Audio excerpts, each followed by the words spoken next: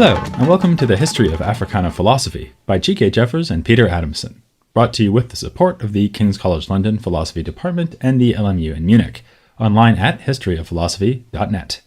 Today's episode, Beyond the Reaction, the Continuing Relevance of Precolonial Traditions. Consider the following remarks. Arsenal won the league title, going undefeated for the entire season. Parliament failed to take a position on this critical issue. The East India Company was guilty of rapacious colonialist practices. Tottenham disappointed its fans yet again. What these statements have in common, apart from their ubiquity in British life, is that they refer to something being done, but not by any one person in particular. The achievements of Arsenal are credited, and the failings of Tottenham Hotspur blamed, on a whole team, and not any one player, manager, or owner. An entity like the East India Company, or a corporation guilty of polluting the environment, may be severely condemned, without any single person or persons having to take the blame. Or take the political example. In the recent struggle to decide how Britain should leave the EU, it was possible for Parliament as a whole to be undecided, even though, or rather precisely because, each individual member of Parliament was very much decided, having a strong view on the matter. Philosophers call this phenomenon group agency and enjoy thinking about the puzzles that can arise when the subject of an action or even a belief is not an individual person but a group working together, or failing to do so. One such puzzle, which the Brexit case illustrates quite well, happens when a group reaches a decision that no one member of the group actually prefers. Imagine a committee deciding between three options. Some members prefer option 1 and reject 3, others prefer 3 and reject 1, but all could just about live with option 2. The committee might then take option 2 as a compromise, even though no member of the committee ranked it highest. Though this is an issue that has only recently received sustained attention from philosophers, perhaps you can already see why it might be relevant to the study of pre-colonial African philosophy. The debate between the practitioners of ethnophilosophy and the adherents of the professional school was about several things, including the question of whether philosophy must involve writing. But perhaps most fundamentally, it was a disagreement about group agency. Could the bearers of philosophical insight, wisdom, or belief be whole communities or cultures, like the Akan, Yoruba, or Bantu? Or must they be individuals, like, say, John Mbiti, or one of the philosophical sages interviewed by Oruka? A natural way out of the impasse would be to observe that this may be, to some extent, a false dichotomy. Groups are, after all, made up of individuals, and in the history of philosophy more generally, we freely refer to the doctrines of groups like Cartesians or Platonists, without necessarily implying that these doctrines in question have been held without exception by every Cartesian or Platonist.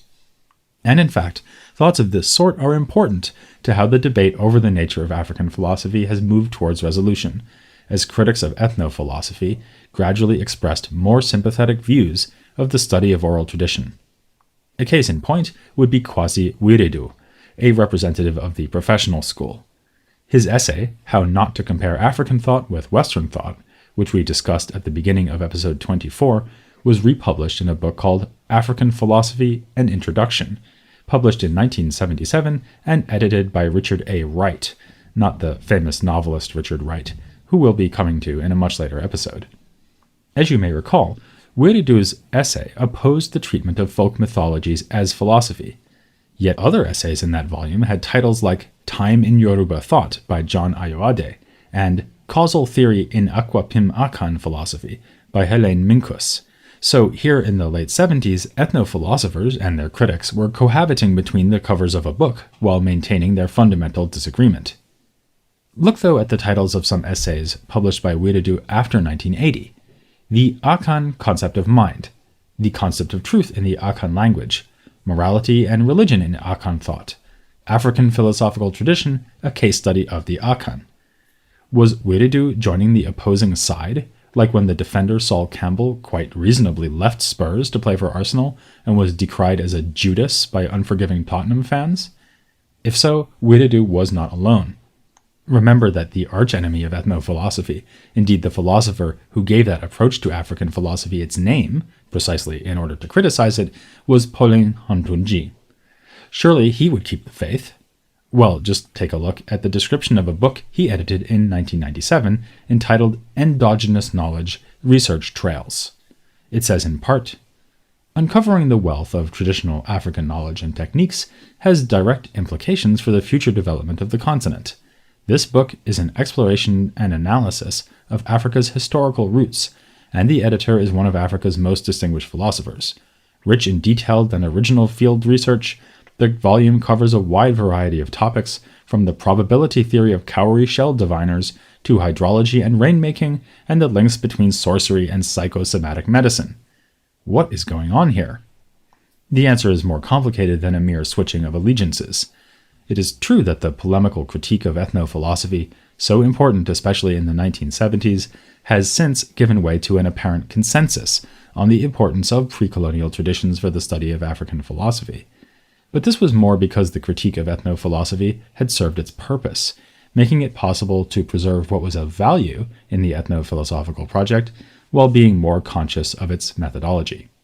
We can perhaps best understand Wiredu's transition by exploring his essay on defining African philosophy. Near the essay's beginning, we are not surprised to find him criticizing Mbiti's African Religions and Philosophy for treating African philosophy as if it were nothing more than a semi-anthropological paraphrase of African traditional beliefs. Wiredu also accepts Huntonji's criticism of the myth of unanimity, as exemplified in Tempel's Bantu philosophy. Yet Wiredu then begins to articulate criticisms of Huntonji alongside their agreements. Most notably, he makes clear his opposition to Huntonji's insistence on the importance of writing in defining African philosophy. A philosophical thesis is philosophical whether written or merely spoken, he argues, adding that it would be inconsistent to suggest that the thesis that every event that happens was bound to happen is philosophical when advanced and argued in, for instance, Richard Taylor's Metaphysics, but not philosophical when expressed by my grandfather in an isolated proverb. If you're a fan of the professional school, your brow would wrinkle right about here, as surely as that of a Spurs fan hearing rumors of Sol Campbell's defection. Shouldn't a member of this school be happy to say that a book on metaphysics, packed with written arguments, does count as philosophy, whereas an isolated proverb, passed on orally without argument, would not? Well, yes, but Wiredu's second thoughts have already been expressed in his essay's first paragraph. He acknowledges that, even though philosophy is a relative newcomer in Africa as an academic discipline, philosophy as a habit of reflection cannot be new. For, as he says, any group of human beings will have to have some world outlook, that is, some general conceptions about the world in which they live and about themselves, both as individuals and as members of society. This suggests a distinction between philosophy in a broad sense, having views that contribute to having a certain world outlook, and philosophy in a narrow sense, according to which it is a technical discipline in which our world outlook is subjected to systematic scrutiny by rigorous ratiocinative methods. Nothing surprising here at first, as members of the professional school often drew just such a distinction, so they could then accuse the ethnophilosophers of ignoring it. The ethnophilosopher, they would argue, pretends to be showing that Africa, like the West, has philosophy, but equivocates in doing so.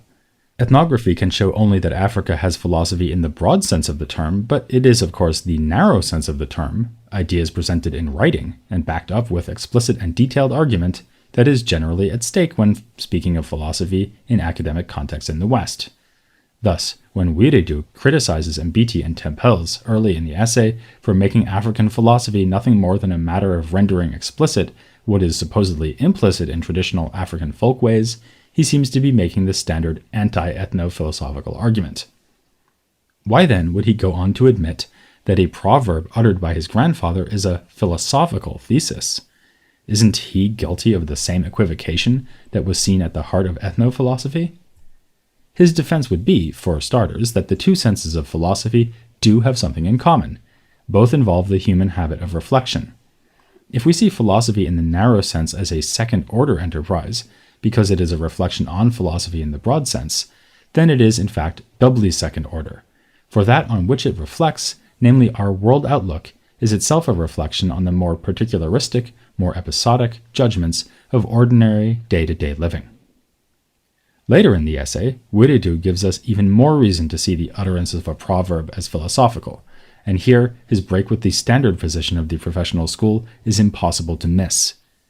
Taking aim not at Untunji's definition of African philosophy, but at assumptions underlying Oruka's notion of sage philosophy, Wiredu writes, Oruka seems to think that to speak of traditional communal thought as philosophical is to operate with a debased concept of philosophy.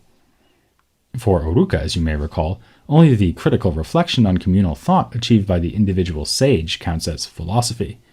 Invoking the relation between the broad and narrow usages of the term, though, Wiredu argues that there is an intimate connection between the philosophical thought of the individual sage and communal philosophy in the sense of the communal world outlook of the sage's people. For it is that communal world outlook that provides the point of departure for the sage's reflections. Wiredu furthermore encourages us to ask how the communal world outlook came to be in the first place, and this point is crucial. The natural conclusion would be, as he puts it, that the communal thought itself is the pooling together of these elements of the thought of individual philosophers of the community that remain stuck in the common imagination. The group, in other words, can have a philosophy because it retains views originally proposed by single members of the group.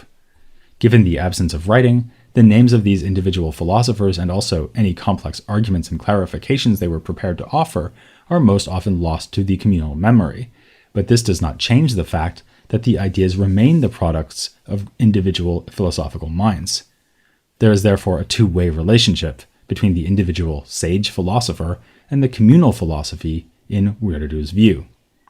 Not only is it the case that it is this communal thought that provides the sage philosopher with his philosophical nourishment, but also it is the thought of the sage philosopher, albeit in the form of highly compressed abstracts, that forms and enriches communal thought. One might compare the way that Arsenal wins when its star players perform well, but the club and the rest of the team give them the context and support in which to display their excellence. There can be no doubt that Wiredu had fruitful conversations about these matters with his colleague at the University of Ghana, Kwame Gyekye, for we find Gyekye making a number of similar points in his essay on African philosophical thought. Using a different proverb and different Western thinkers, he makes the point that it would be inconsistent to regard as philosophical the statement, every event has a cause, found in, say, Aristotle or Leibniz, and refuse to regard as philosophical the Akan proverb, everything has its because of. He also points out the connection between the philosophy of a group and the contribution of individual members, writing, a particular thought or idea is, as regards its genesis, the product of an individual mind. Collective thought, then, is a misnomer. There is, strictly speaking, no such thing as collective thought, if this means that ideas result from the intellectual production of a whole collectivity. What has come to be described as collective thought is nothing but the ideas of individual wise people, individual ideas that, due to the lack of doxographic tradition in Africa, became part of the pool of communal thought. Gyekye and Wiredu seem to be seeking a middle ground between ethnophilosophy and the professional school. Gyekye grants, and Wiredu adheres to, the key claim made by the latter approach, namely that philosophical ideas, in the first instance, come from individual thinkers, not groups of people. Traditional thought is worthy of study precisely because it involves the pooling of the ideas of individual thinkers. So, while this may look like an abandonment of the professional school and embrace of ethnophilosophy on Wiredu's part, actually it is more an incorporation and harmonizing of viewpoints from both sides of the previous debate.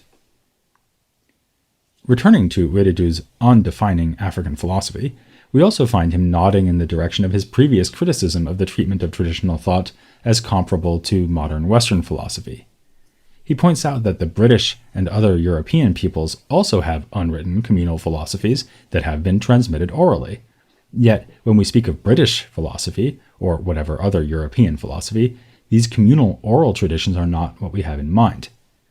But this is simply because in those cases there are also long traditions of written philosophy, so it is generally assumed that whatever is of value in the communal, unwritten tradition has been incorporated into the writings of individuals.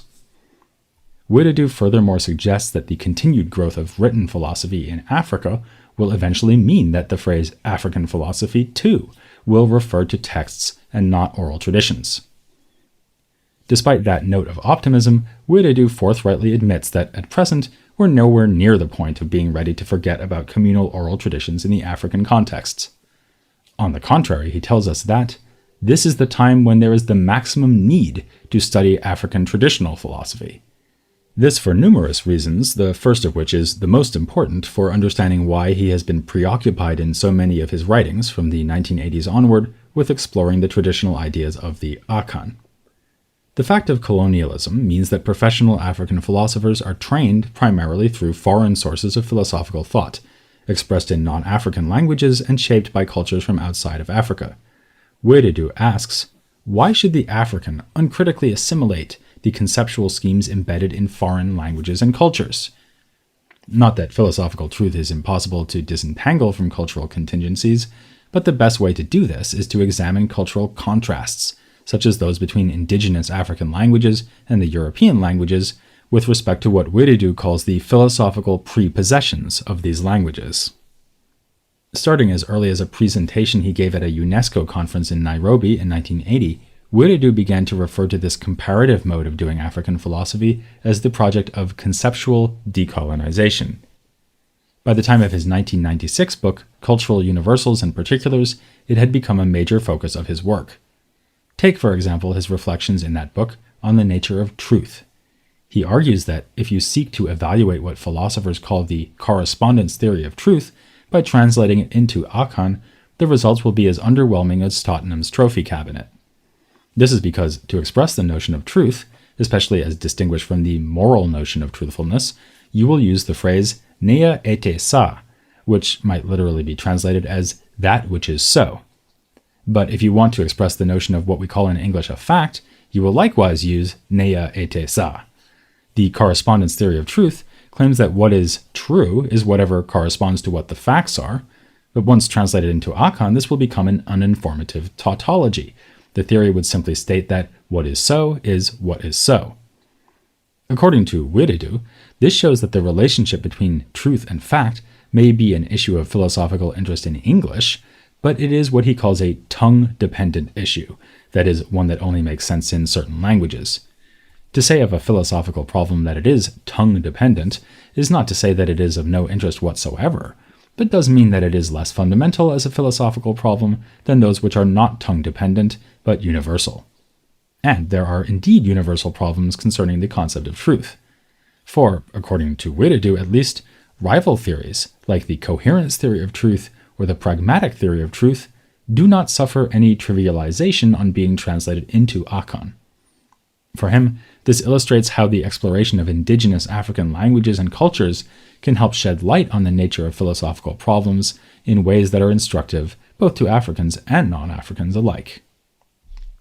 So, speaking of nea ete sa, is it true, or perhaps we should say a fact, that Wiredu abandoned the professional school?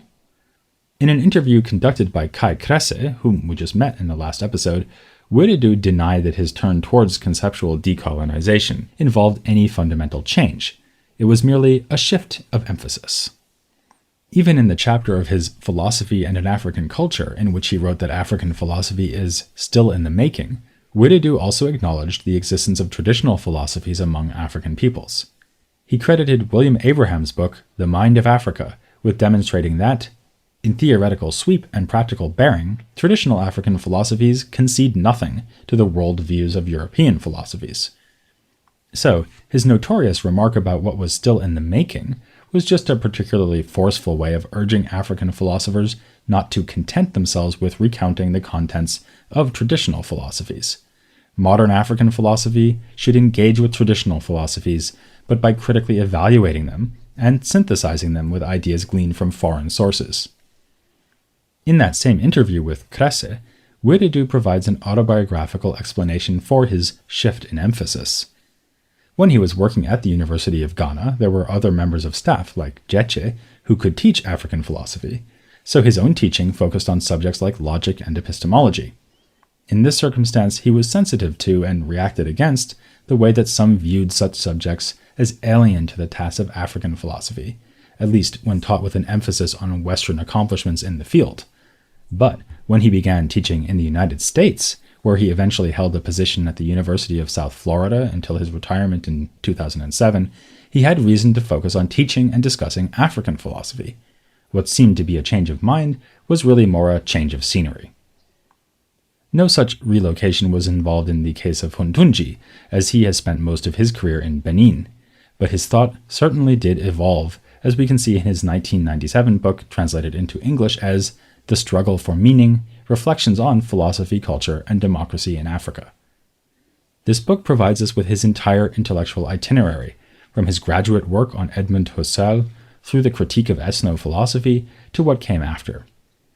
We learn that his famous critique was partly inspired by his experiences teaching in the early 1970s in the country then still called Zaire, ruled by the infamous dictator Mobutu Sese Seko. Mobutu's official state ideology of authenticity suppressed individuality in a number of ways, all in the name of upholding African tradition. Huntunji reacted against this with his emphasis on the pivotal role of the individual in philosophy. He was accustomed to being quite combative in defending his position, but then in 1983, while under very trying circumstances, he chose a different path. He tells the poignant story of being in Montreal for the 17th World Congress of Philosophy, when he received a phone call from Benin with the terrible news that his father had passed away.